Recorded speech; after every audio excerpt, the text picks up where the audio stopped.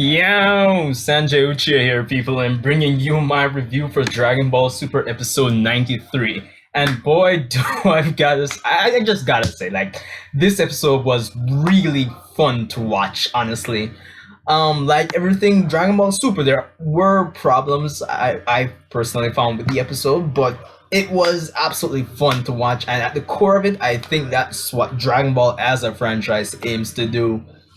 Well, let's get into it. So we pick up really and truly where last week's episode left off. Obviously, where Goku announced that we're going for Freeza for the 10th fighter for Universe 7. Of course, where characterization is concerned, we do get the expected reactions from the characters. Of course, with Krillin, who's against it, Vegeta, of course, who feels they can do without Frieza coming on the team, and he's there asking Goku if he plans to use the Dragon Balls. Goku does point out that he doesn't plan to use Dragon Balls, but instead he'll go for Fortune Teller Baba to bring him back for 24 hours. Of course, this is something that was done in Z in the Buu arc when Goku came back for one day, of course, and this was also done in Dragon Ball. At the tournament, well, it wasn't really a tournament. It was kind of where Goku and the Warriors basically went about against Fortune Teller Baba's Warriors, and we saw that she brought back Grandpa Gohan for a day. So um, I'm glad that they're basically referring back to old material, the established lore. So that was a good point for the episode. Also, in this early part of the episode as well, which kind of gave us some context. Well, where other fighters in other universes concerned. Well, on the subs I watched at least, Whis points out, and this is after Goku refuses to answer Vegeta's question if they really need Frieza, really and truly, and Goku asks, "What are their chances?" Basically, that's basically what he's asking, and Whis points out that he doesn't know because he doesn't know much about other universes. But here we get that very interesting line that there are mortals in other universes. Well, he says one specific universe that no god of destruction can defeat. He's basically a mortal that's even more powerful than all the gods of destruction. Correct me if I'm wrong based on the subs you watched, and I'll leave a comment on that. And he even points out that the god of destruction for said universe is even stronger than Beerus. Of course, Beerus retorts that he only lost that arm wrestling contest, but that's some context there. I like it. A little throwaway lines like that really helps to build hype and interest in the series despite its many problems, I believe. But we basically get them, at the end of the day, just agreeing because they're running out of time. So Goku decides to head to the other world after explaining his plan to the rest of the team. And I like that we get to see the other world, the check-in station, after so long. It feels like it's been forever, hasn't it? And we get to see King Yama again. He explains the situation to him, and then he proceeds to head to Hell. Then, of course, the one of the beneficial things I found with previous episodes, as if you've watched my previous reviews, is that them switching up and seeing what's happening in other universes. Of course, we continue that this week. So we jump to Universe 6, of course, because of course that's one of the major plot points in this episode. Are scenes that people are looking forward to. So we get this interesting and funny, it's a bit comedic scene of basically Caulifla and Kaba trying to get killed to become a Super Saiyan as well. And they come out with this stupid tingly feeling in the back as well. But that doesn't work.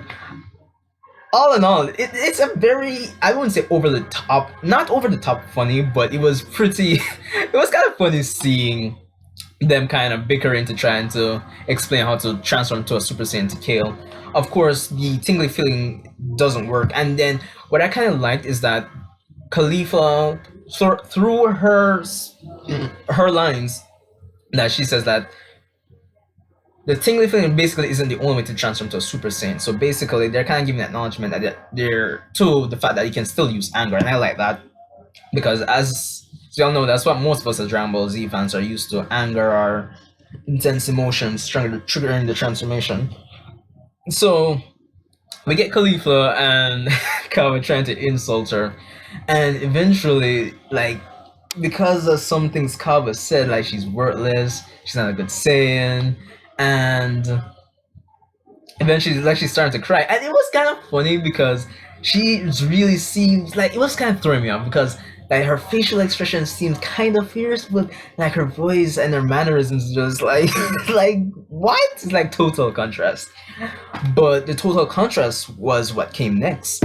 Like when she starts crying, and then we see her kind of get triggered by her emotions and transform into, of course, the legendary Super Saiyan. Well, of course, no character in the universe has called it that, but I mean, it'd be a hard bargain to argue against it. But it's basically a Broly clone in a sense in terms of the design, and it was just cool. If you have watched the first Broly movie, Broly the Legendary Super Saiyan, the references to that movie are in this episode to kill. Like, like after she transforms, she points to Kaba and say like, "Hey, you know, you'll be the first person I take out." It kind of reminds me of the scene where Broly in that same movie when Broly points to Goku after he transforms into the legendary Super Saiyan that Kakarot, you'll be the first of my victims. Bad Broly impression probably. So there was that. Even the way she took off chasing after them, that was it was like totally Broly movie. But we take a break from that because we switch back over to Universe 7. And one thing I forgot to note in the earlier parts is that there was a spy watching Goku and the Universe 7 warriors. They're meeting regarding bringing back Freeza. So apparently it's a spy from Universe 4 sent by the God of Destruction, Katila. So that was interesting to know, but we'll get back to that plot point in a bit. So we go back to Universe 7 in Hell, where we see Goku arrive, and makes note that Hell doesn't seem that bad. And we get him go up to Cocoon, you know, get some interesting, start the dialogue with Freeza. And it was kind of funny how Freeza just turned around and kind of seemed like he had that smile on his face. It was kind of weird, weirdly funny. So Goku cuts him down, and they exchange some lines that, you know, Goku's suggesting if how would it be if, how would you feel if you could get out of here for at least 24 hours, and of course Frieza being the, I guess, quote unquote genius that he is, deduces that Goku's up to something. So Goku in a sense off screen tells Frieza all about the tournament of power essentially. And Frieza Frieza kind of tries to play coy and say, you know what, I'm not entering. And Goku says, okay. And then Frieza said he was joking. Of course, we get to the point that Frieza tries to establish his terms of agreement, and he feels that well, first thing to note, he points out, he asks Goku if he has to return to the cocoon. Of course, Goku says yeah. And Goku kind of knows that, yeah, he's making some unreasonable request, because at the end, the basic gist of it is that Frieza wants to be revived, and Goku explains to him that the best warrior in the tournament gets the Super Dragon Balls. But at the end of the day, he says no need to go that far. You can just go for the regular Dragon Balls, of course, to get revived. But the Earth Dragon Balls. But my problem with that is that Frieza has been revived by the Earth Dragon Balls before, so I'm wondering if they're forgetting about the plot point that once you've been revived once, that you can't get revived again. I know then they upgraded Dragon to be able to grant 3 wishes, but I don't know if it's just like Porunga can revive somebody unlimited amount of times. So maybe know what's up for that if I missed some plot point back in the day. But moving on.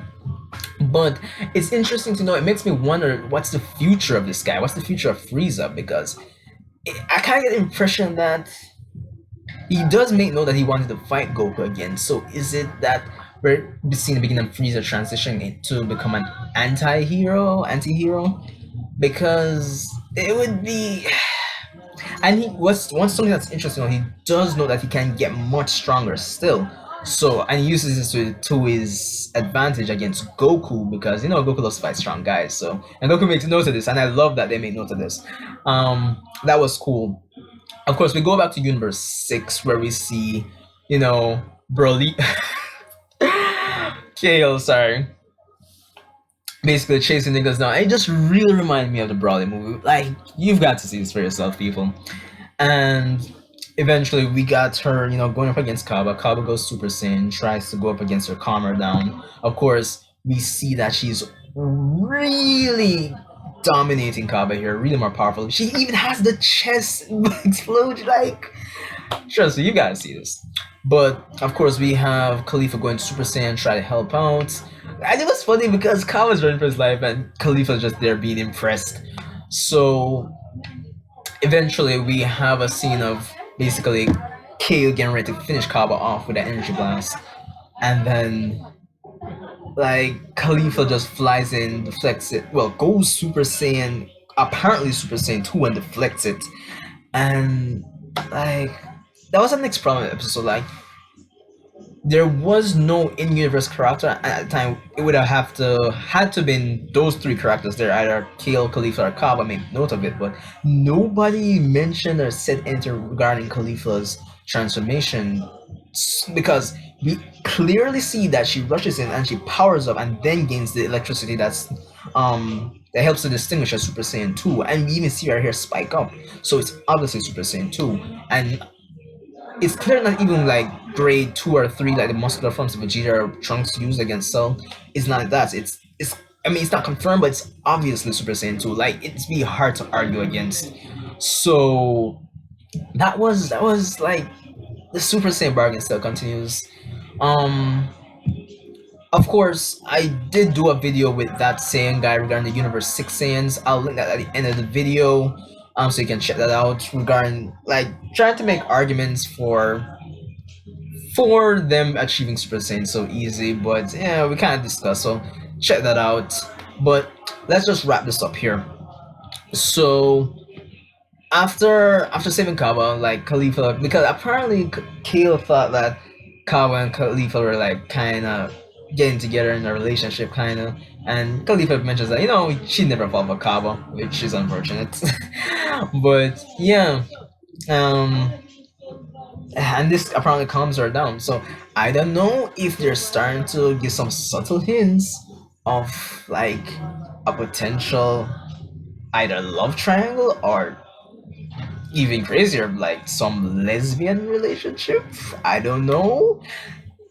Correct me if I'm wrong, but I think that would be like a first for Dragon Ball. I mean, granted, I do believe we've had a gay character before in the form of General Blue in Dragon Ball. So by that standard, this would be the second such case. But I guess we'll find out. But that was interesting.